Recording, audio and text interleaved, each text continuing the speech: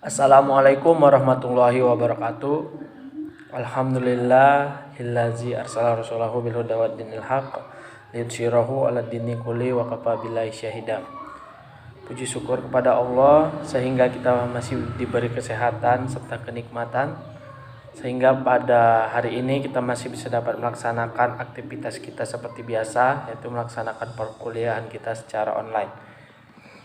Yang saya hormati Bapak dosen dan teman-teman sekalian, tanpa memperpanjang mukadimah, di sini kami dari kelompok 7 mata kuliah industri periklanan. Adapun keanggotaan kelompok 7 ialah yang pertama saya sendiri, Muhammad Saifuddin selaku moderator, yang kedua Isma Ramadhani, dan yang terakhir adalah Al-Hafiz. Nah, di sini kami akan menjelaskan mengenai pengertian visual branding dan pentingnya branding dalam periklanan dan strategi visual branding itu seperti apa. Nah, untuk lebih jelasnya mengenai pengertian visual branding maupun elemen-elemen terpenting dalam sebuah visual branding akan dijelaskan oleh Isma Ramadhani. Kepada Isma, saya persilahkan. Pengertian visual branding. Visual branding adalah pengaruh yang diakibatkan oleh suatu bentuk visual untuk mendiferensiasikan brand. Sedangkan yang dimaksud dengan diferensiasi di sini adalah membedakan brand tersebut dari brand kompetitor sehingga dapat terlihat dan dirasakan menonjol dibanding yang lain dan paling diingat audiensnya atau tingkat remindingnya tinggi. Selanjutnya ada elemen-elemen terpenting dalam sebuah visual branding. Yang pertama ada brand atau merek, logo yang bisa berbentuk visual, susunan huruf atau keduanya. Yang kedua ada warna atau produk korporat. Yang ketiga ada komposisi sebuah elemen penyusunnya. Baik, terima kasih kepada Isma. Selanjutnya di sini saya akan membahas mengenai pentingnya visual branding dalam periklanan. Nah, di era modern saat ini, kompetitor dengan produk sejenis itu semakin banyak bermunculan, sehingga pilihan konsumen pun semakin beragam. Brand produk yang paling diingat itulah yang akan dipilih oleh mereka. Ada ribuan merek yang berkeliaran, bahkan menggoda mata kita.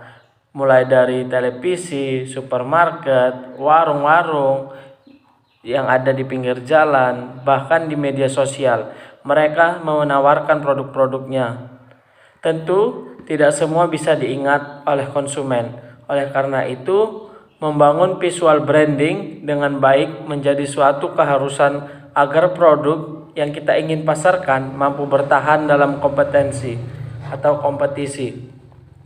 Nah, selain itu, saya akan juga membahas mengenai keuntungan ketika kita memiliki brand yang kuat.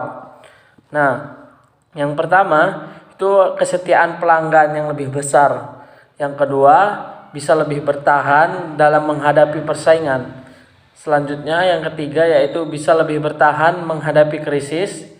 Yang keempat, konsumen bisa lebih toleran terhadap kita bila produsen menaikkan harga atau kita menaikkan harga, sang konsumen pun tidak ambil pusing dalam hal itu. Selanjutnya adalah margin profit yang lebih besar. Dan yang keenam ialah konsumen bisa lebih senang bila produsen menurunkan harganya. Jadi konsumen itu senang jika seorang produsen menurunkan harga produk tersebut. Dan yang ketujuh ialah mendapat dukungan dan kerjasama yang lebih baik. Sehingga kedelapan, komunikasi dan promosi yang lebih efektif. 9 yaitu peluang lisensi lebih terbuka. Selanjutnya yang terakhir ialah peluang perkembangan atau brand extension itu lebih terbuka. Nah, demikian saja yang dapat saya jelaskan mengenai pentingnya visual branding dalam periklanan dan keuntungan memiliki brand yang kuat. Nah, selanjutnya untuk strategi visual branding dan penyebab kematian merek akan dijelaskan oleh Al-Hafiz. Kepada Al-Hafiz saya persilahkan. Baik, terima kasih kepada moderator. Di sini saya akan mempresentasikan strategi visual branding. Strategi visual branding ada 5. Yang pertama itu diferensiasi, artinya untuk berhasil sebuah produk. Produk harus memiliki perbedaan yang unik dengan produk-produk lainnya. Nah, yang kedua itu ada kolaborasi. Artinya, brand building tidak bisa semuanya dilakukan oleh sendiri atau oleh produsen sendiri. Dibutuhkan kerjasama dengan agensi atau juga dengan konsumen sebagai target. Yang ketiga itu ada inovasi, artinya brand tidak diremajakan atau direvitalisasi, akan lenyap oleh waktu. Konsumen juga punya sikap bosan, sehingga kita harus disegarkan dengan pandangan dan ingatannya. Yang keempat itu ada evaluasi, artinya tingkat penerimaan target audiens atau sebuah brand harus dilacak dan diketahui. Dan yang kelima itu manajemen brand, artinya brand tidak hidup di lembar-lembar iklan atau bersuara di radio. Brand hidup di otak dan di hati konsumennya. Nah, selanjutnya saya akan mempresentasikan penyebab kematian merek. Penyebab kematian merek ada 12. Yang pertama itu kesalahan elemen merek. Yang kedua, kesalahan STP, dan yang ketiga kegagalan ide. Dan yang keempat, kegagalan menganalisasi pasar. Yang kelima, kegagalan ekstensi merek. Dan yang keenam, kegagalan dalam public relation PR. Dan yang ketujuh, kegagalan komunikasi merek. Dan yang ke-8, proses rebranding. Dan yang ke-9, persoalan teknologi.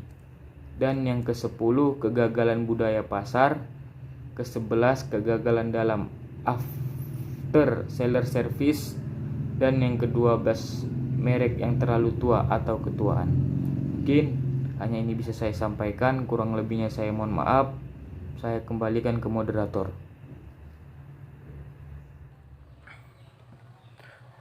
Terima kasih saya ucapkan kepada Al-Hafiz, dan sebelumnya ada Isma yang telah menjelaskan juga.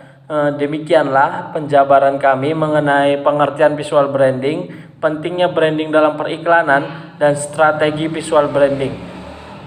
Demikian yang dapat kami sampaikan, lebih dan kurang mohon maaf.